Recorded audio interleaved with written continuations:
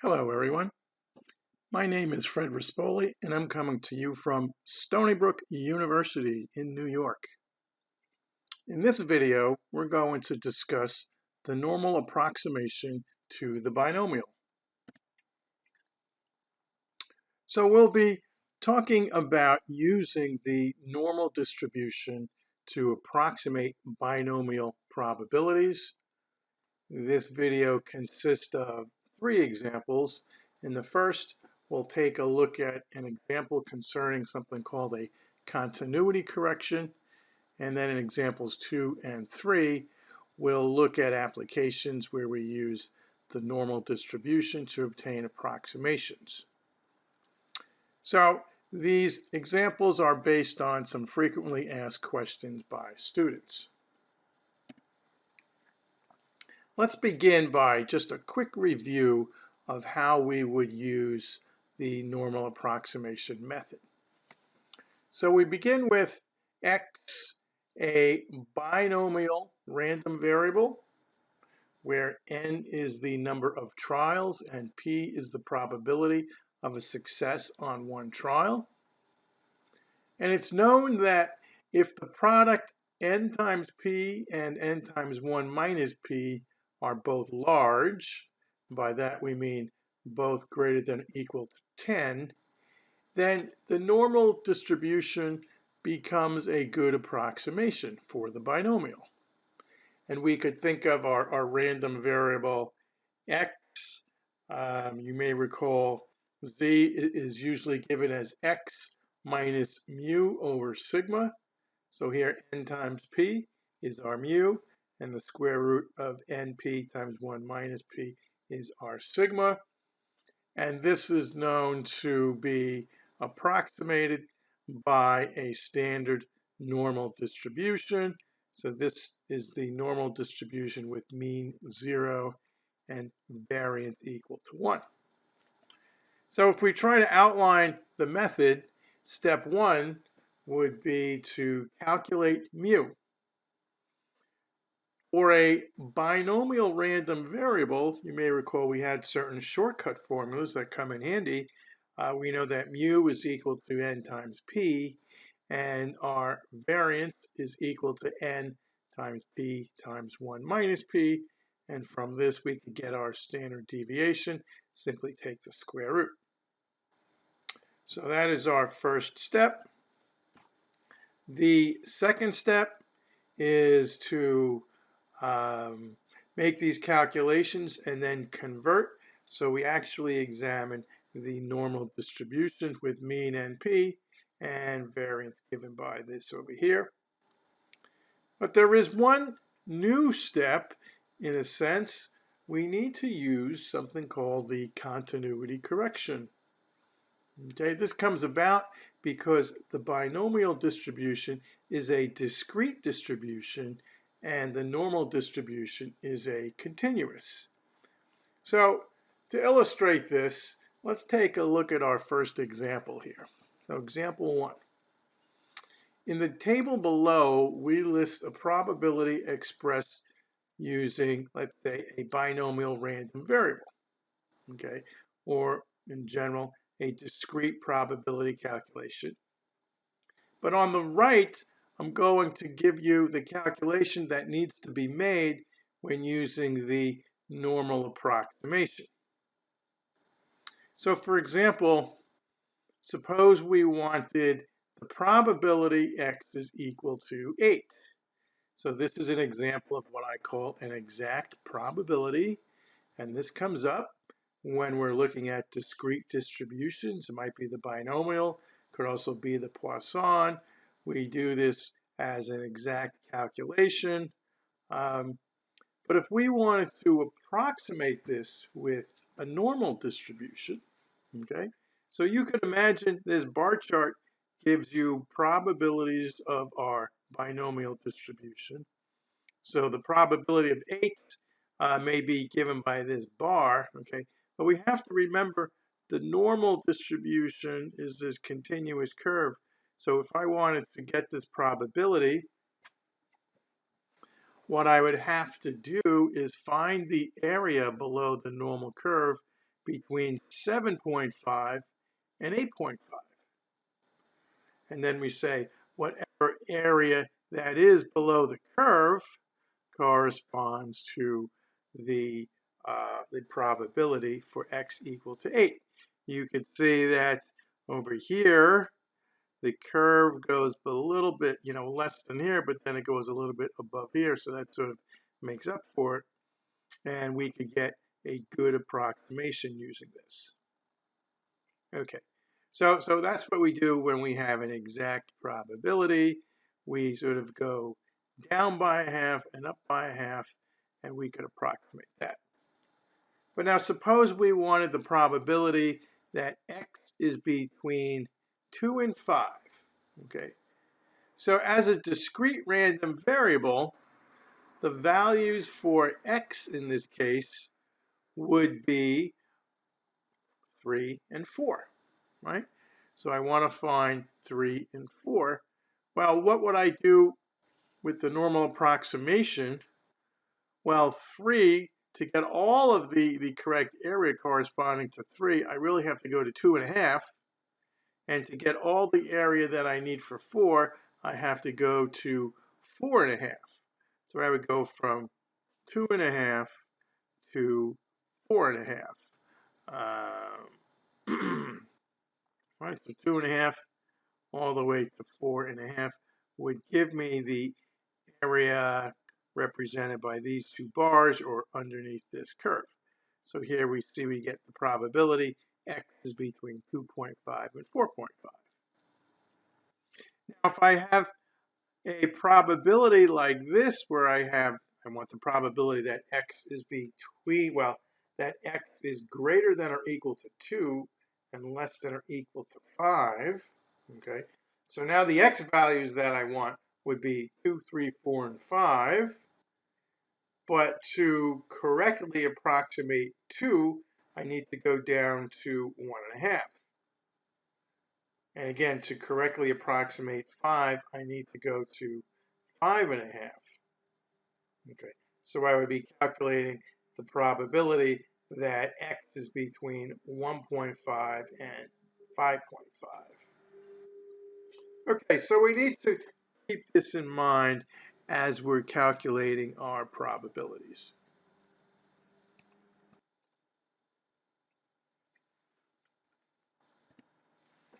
All right, in our next example, we're given a binomial distribution, let's say with n equals 150 and p is 0.4, and we're asked to do a few different probability calculations. In the first, we want the probability that x is greater than or equal to 48, but strictly less than 69. In part B, we want the probability x is greater than 69. And in part C, we want the probability x is greater than 48 and less than or equal to 69.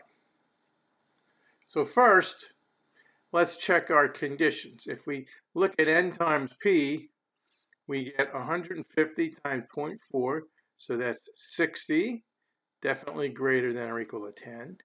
And n times 1 minus p, 150 times 0.60, that's 90.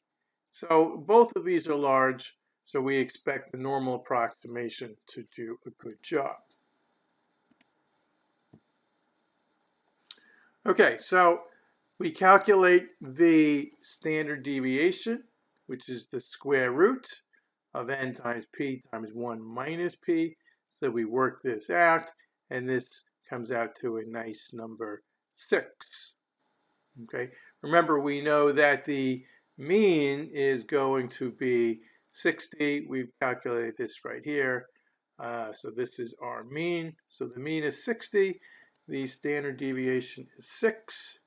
So the given probability that we want is the probability x greater than or equal to 48 but less than 66. So to make sure I capture the correct probability for 48, I think of this as 47.5. That's my continuity correction. And then I subtract off 60 over 6. So this is my x minus mu over sigma. And then that'll give us my first z-value. And for the second z-value, now x is less than 66. So I want to include 66, but capture 65. So my correct value here is 65.5. So there's my continuity correction of minus 60 over 6. So when we simplify these fractions, we will get minus 2.083. So that's less than z, which is less than 0.917. So we next need to look these up, okay? And now notice I have 3-digit z values. So our table only goes to 2-digit z values. If you look at the table, these would be close. But using, let's say, some technology, we obtain that phi of 0.917 is 0.8204 minus phi of negative 2.083. So here we're subtracting off 0.0186, and this difference gives us 0.8018. So there's our approximation probability. For the second part, we're interested in the probability x is greater than the probability x is greater than 69. So greater than 69 would mean that we're interested in the discrete values starting at 70, 70, 71, 72, up to 150. So when we convert this, we apply our continuity correction. So we start here at 69.5 minus 60 over 6. So we simplify this. So this gives us the probability z is greater than 1.583. Since this is a greater than, we use the complement. So we look at 1 minus the probability z is less than 1.583. So using a table, we can look this up, and we get 0.0567. Finally, in part C, we want the probability x is greater than 48, but less than or equal to 66. So the discrete set of values here would be 49, 50, 51, and so on, up to and including 66. So since I start with 49 as a discrete value, over here, my continuity correction tells me to use 48.5 minus our mean 60 divided by the standard deviation. So when we simplify this, we get negative 1.97. And on the upper side, we want to include 66, so I go to 66.5 minus 60 over 6. So this simplifies to a positive 1.083. We could look these up in tables, and you could see we get 0.8606 minus 0.0276 gives us 0.8330. So you may want to try to do this problem on your own. If you use the table in the book, you will get very close, but slightly different numbers. Again, that's because these were rounded to 3 decimal places, but using the table in the book, you must round to 2 decimal places. Okay, as a follow-up exercise, okay, I suggest that you stop the video, okay, and let's suppose that in the above example, we want the probability that x is less than 50. So I'm going to ask, find this using the normal approximation. I'll give you a solution. It'll be based on the table in On's book. And then let's find the binomial probability using technology and compare answers.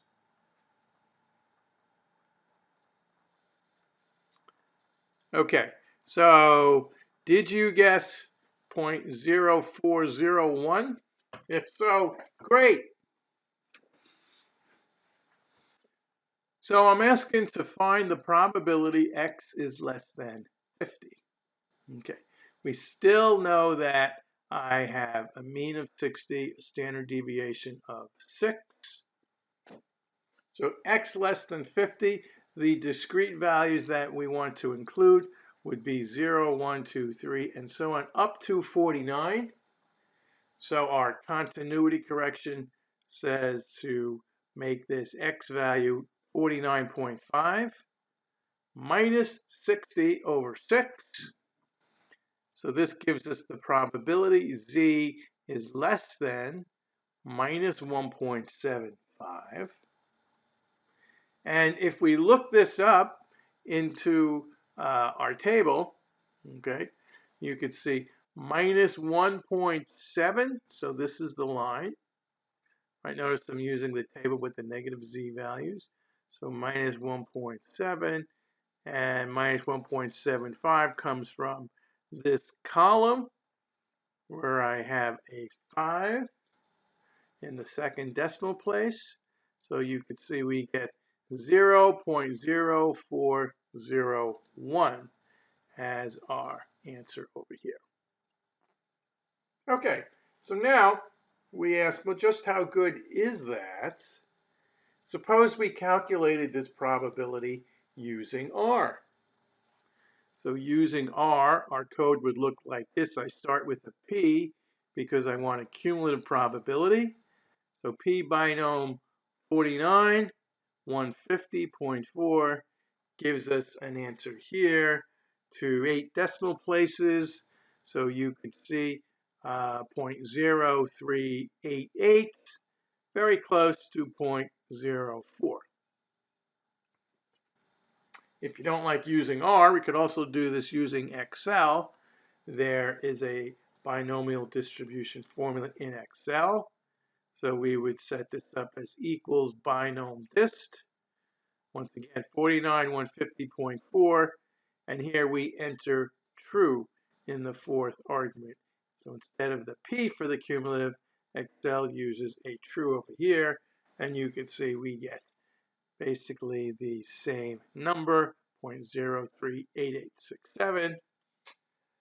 So the approximation is quite good, right? When we round this off to, let's say, 2 decimal places, we would get 0.04 in all 3 cases.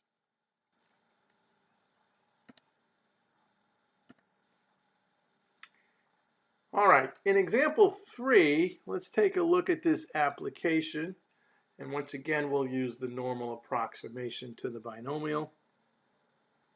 Suppose that in the United States, 45% of the population has type O blood. If you randomly select 50 people in the nation, what's the probability that more than half will have type O blood? Okay, so as we first see this problem, you should think binomial distribution initially. It's either a person has type O or they do not have type O. We have our P is 0.45, 45% probability a person has type O, and N is 50. So we could think in terms of X being a binomial random variable. Our mean mu, which is N times P, or 50 times 0.5, is 22.5. And N times 1 minus P gives us 27.5. So these are both greater than or equal to 10. Hence we say they're both large. Our standard deviation is the square root of N times P times 1 minus P. So we could work that out. round off to 2 decimal places, we get 3.52. So we're interested in the probability that more than half, it's half of the 50 people, have type O blood. So we want the probability X is greater than 25. So we approximate this. We have to remember to use our continuity correction, right? So here the discrete values would start with 26, 27, and so on. So I make this value 25.5 minus the mean, 22.5, divided by our standard deviation, which we have from over here. So this is the probability that Z is greater than 0.85. Since this is a greater than, I have to use the complement. So 1 minus the probability Z is less than or equal to 0.85. And we could look that up using a table. So when we take a look at 0.85, you could see right over here, we would get 0.8023. That's where this number comes from, right out of the table. And when we subtract this off from 1, we get our answer of 0.1977.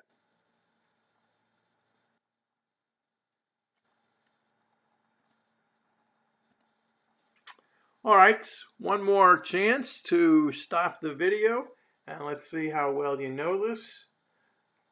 Part A, suppose that in the above example we want the probability X is greater than 30.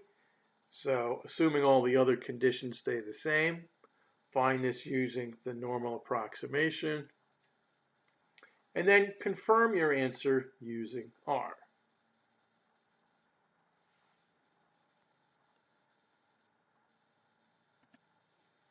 Okay, did you get 0.0233? If so, terrific. So our probability X is less than 30. We could first express that using the complement. 1 minus the probability X is less than or equal to 29. So this calculation, of course, includes the values 0 through 29. So when we work this out and convert this, we have 1 minus the probability Z less than or equal to 29.5 is our correction. Same mean as before, minus 22.5 over 3.52.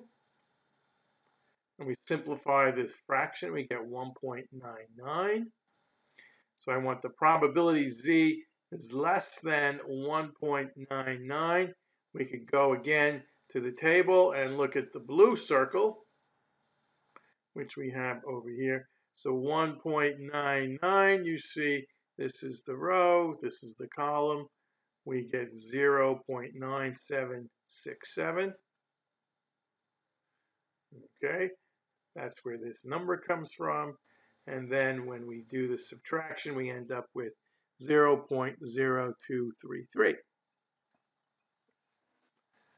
All right, using R, we would check this. We enter the calculation 1 minus P binomial 29, 5, 0.45, and you can see we get 0.023, and then we have 53582. So very good. To 3 decimal places, we have it exact. Okay. So our approximation, you could see, is very good. And you might be wondering why we talk about the normal approximation. Well, we do have technology now to calculate these normal probabilities. Okay. You know, not too long ago, there wasn't the software around that could do this so quickly, but we do have that. But it's still important to understand these concepts because there are many other situations in statistics that come up that fundamentally they're binomial in nature, but we still rely on the normal distribution by making some of these calculations for the mean and the standard deviation, and we still convert them to problems involving the normal distribution. So we will see this idea again even later in this course when we do hypothesis testing. So the ideas in this section are quite important. So that ends the video. I hope you enjoyed it. So long.